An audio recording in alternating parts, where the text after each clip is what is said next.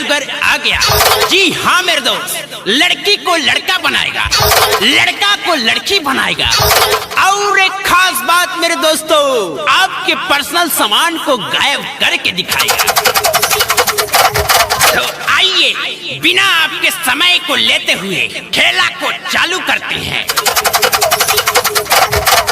अंतरु मंत्रु, अंतरु मंत्रु, लइका के समान उड़ंतरु, जमूरे जी उस्ताद। अरे हुआ कि नहीं रे? मेरा तो है, लेकिन भाई साहब का पता नहीं।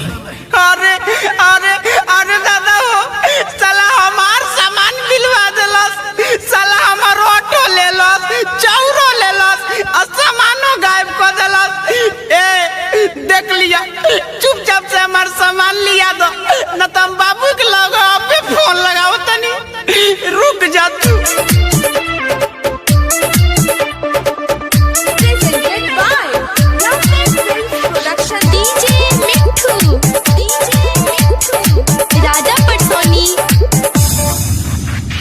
कौन साला मंत्र मारती हली, देह के नरजी झारती हली, अरे मरद से मौगा बना देले बा। अरे कौन साला मंत्र मारती हली, देह के नरजी झारती हली। गाँव भर होता हसाई, कैसे के घरे जाई, सोची के आवता रोआई। हेलो पप्पा, हमार बियाह कैंसिल कर दो, अब हम बियाह नहीं करब। बियाह न करबे? अरे का बोले, खोल तो बताओ। अरे बाबू सुन, कैंसिल कई दशा गाई, जादूगरवा सामान देले बट भिलवाई।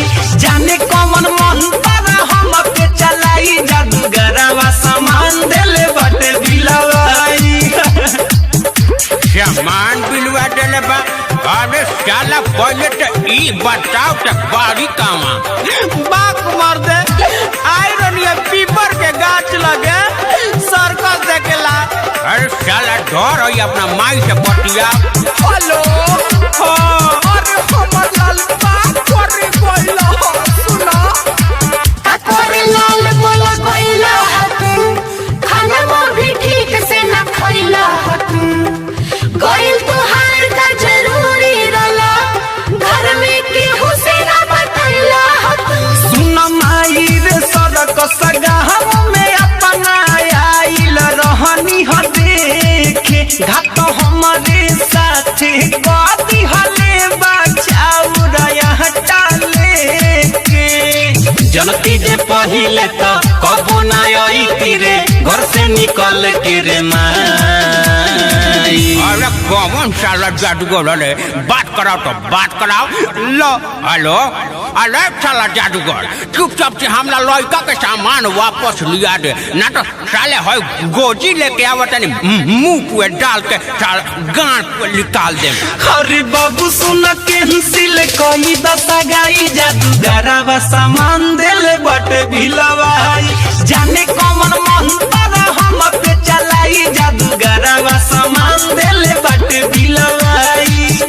अरे हमर बाबू, अरे चुप रहो चुप रहो, हम अबे आवतानी, हमरा लाल के का हो गइल हो। डीजे मिठू,